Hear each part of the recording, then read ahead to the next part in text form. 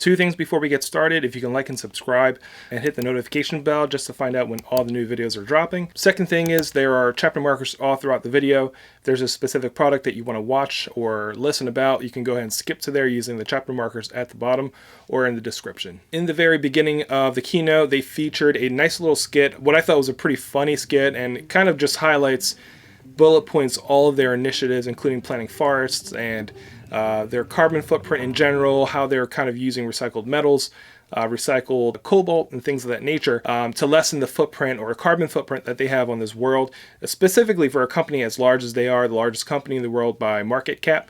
But essentially they included or featured Octavia Spencer, the great Octavia Spencer, who was featured as Mother Nature, who just did an incredible job. I thought it was extremely funny watching the video, and I thought it was just a good way of kind of highlighting all the good things that Apple has done without making it so obvious. Next up on the lineup is the Apple Watch, and in the very beginning of the keynote, they featured a video that kind of just was pulling at the heartstrings on how the Apple Watch has saved many lives, with all the different features, crash detection and the heart rate monitor and things like that.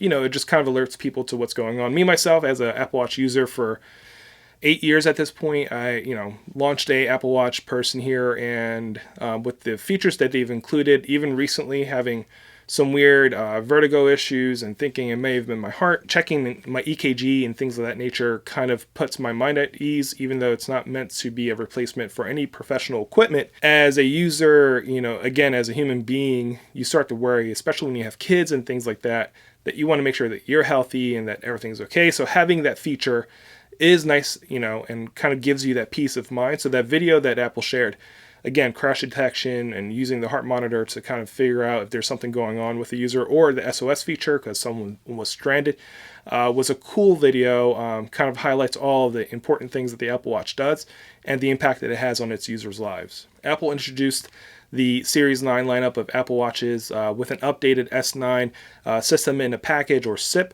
as they were calling it on stage or in the video.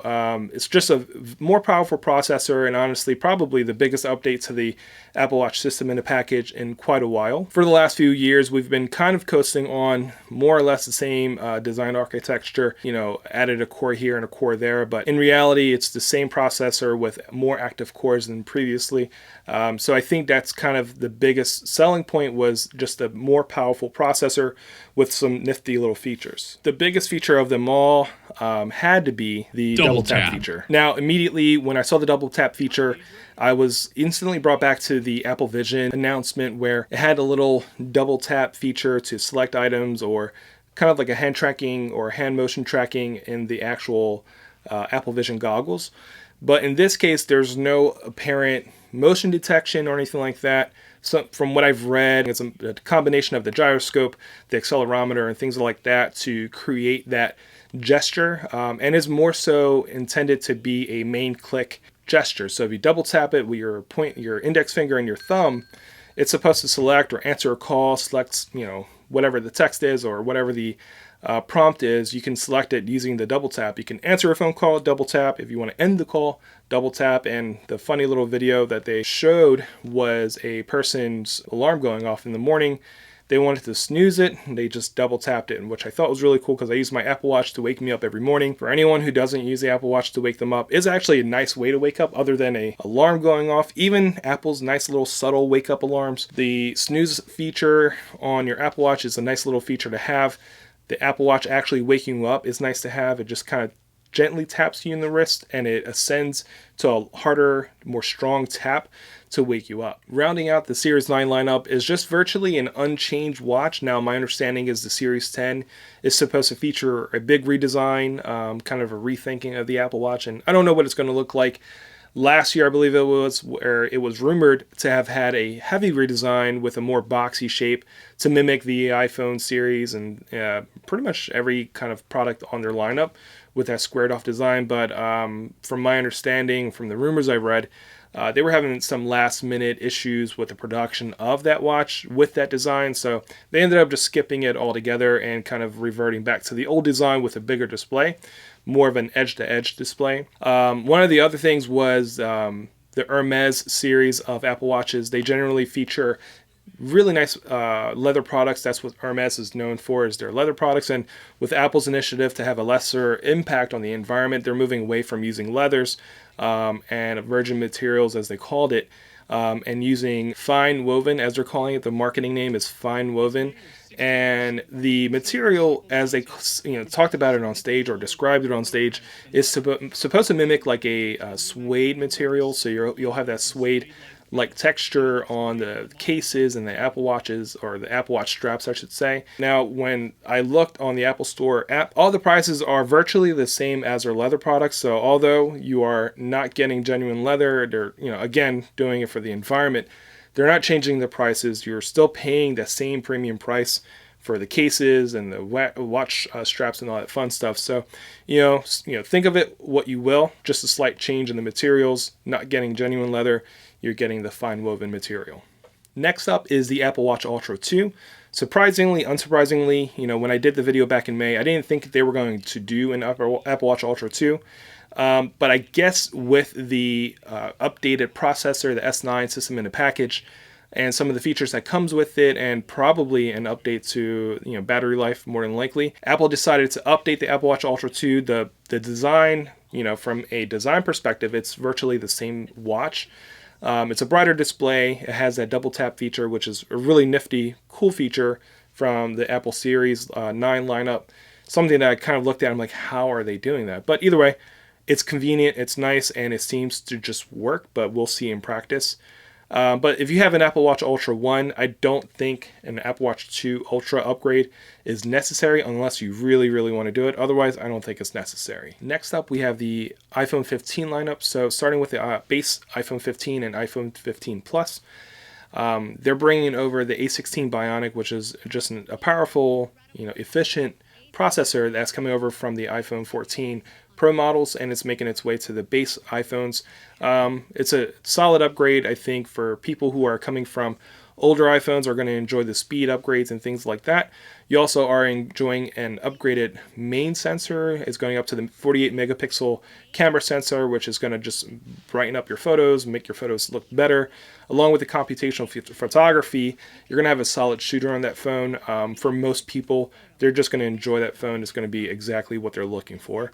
And last but not least, probably the most surprising, is that they're bringing over the Dynamic Island from the iPhone Pro 14 models, and they're bringing it over to the iPhone 15 base model. So the Dynamic Island is going to be on every iPhone model going into this year, and hopefully what I'm hoping to find is more adoption from more developers in the ways that they use the Dynamic Island. Finishing off the presentation, you have the iPhone 15 Pro and the iPhone 15 Pro Max.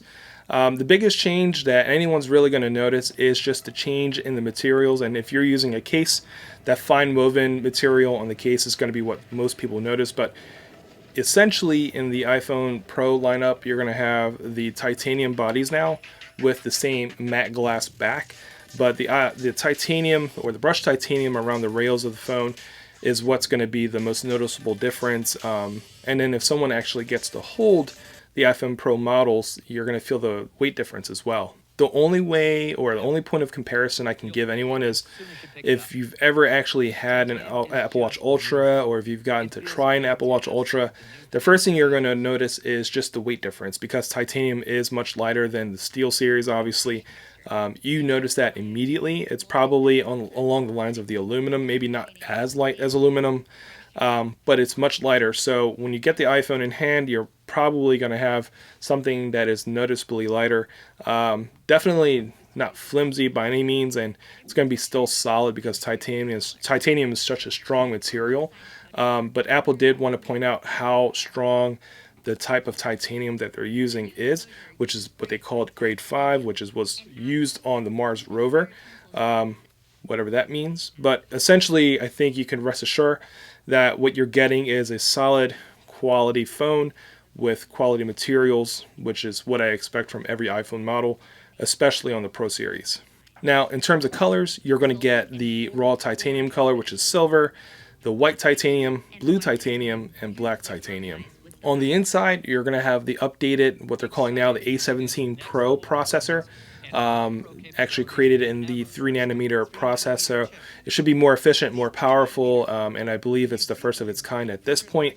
Apple has been working on it. I know it's been rumored for a while that Apple wanted to introduce the 3nm processor for their processors, just basically making the processor more efficient, more powerful, and kind of pushing the state of the art of the processor and all that fun stuff that goes with it a little bit further, and along with that, the gains are the GPU as well. And they kind of brought on stage to demo some games that kind of feature ray tracing, which was until now featured or big in the PS5, the Xbox Series X, and any real high-end PC. Most high-end PCs and some of the latest consoles featured ray tracing, which just kind of makes realistic effects in the games that you play. They upgraded the camera system, as per usual every year. This time the biggest upgrade or update was to the telephoto lens. So you're getting the equivalent of a 120mm zoom. Now for those not into photography or anything like that, that's a pretty decent jump.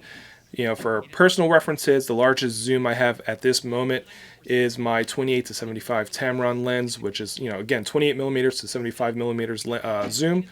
On the iPhone, you'll have essentially 120mm zoom, and then it's obviously going all the way down to, I believe it's 23mm, so a decent range of focal points, so it gives people a lot of choices and options when they're actually shooting videos or pictures.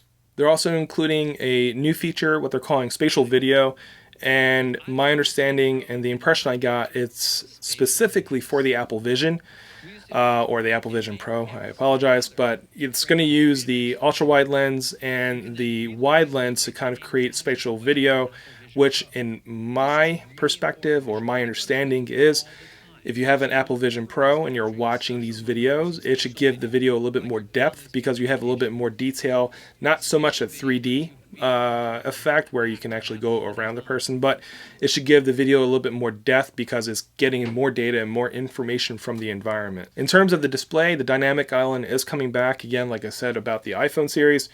You have the dynamic island on every phone that Apple is offering. Now, my hope is that developers will continue to adopt the dynamic island and get a little bit more creative and maybe introduce more features and just utilize the dynamic island more. From my understanding, I don't have a phone with a dynamic island, but it was just something that seemed really cool but was underutilized by the developer community. So hopefully they adopt it more now that it's going to be on every phone. Something I forgot to mention on the iPhone series, something that has been rumored for years, and my understanding is Apple was kind of forced into this. They just kind of did it a little bit earlier rather than being forced essentially to do it next year.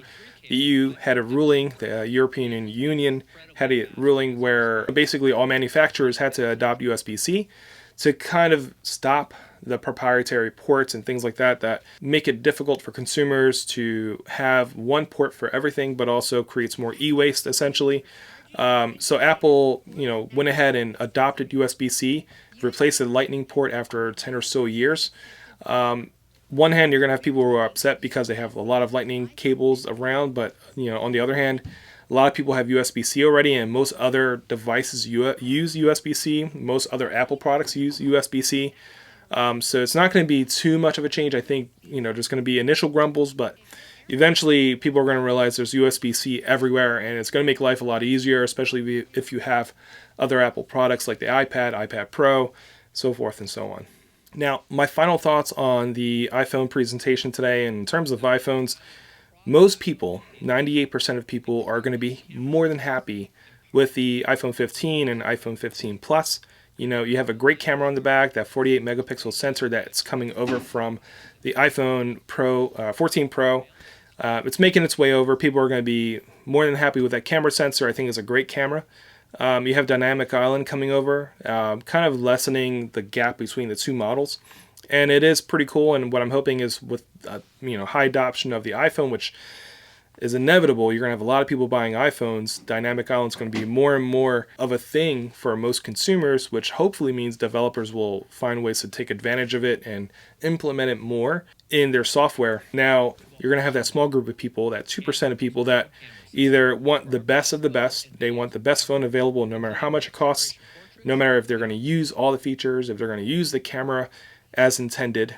And then there's people like me who love the camera features, who love the video features, and someone who's held off on upgrading since the iPhone 13 Pro Max. I've been completely happy with that. Not to mention they're getting rid of the SIM card slot, the iPhone 14 Pro Max and Pro. And I believe the entire iPhone lineup really moved away from physical SIM cards to eSIM, which will make my life a little bit difficult. But either way, I think it's a small caveat when you think of what you're getting in exchange. So you got Dynamic Island, incredible camera, incredible telephoto camera, USB-C. I think that alone is worth the upgrade. And then the titanium finish. I'm really excited for this year's iPhone. I'm definitely looking forward to it. Preliminarily, I looked into trading my iPhone 13 Pro Max, which is in excellent condition today, and I would get $580 from Apple. So essentially bringing the price of my iPhone down to about $800, I think it is, or $890. Either way, I'm gonna spring for it and spend the money, and be upset about how much I spent, but also be happy with the product.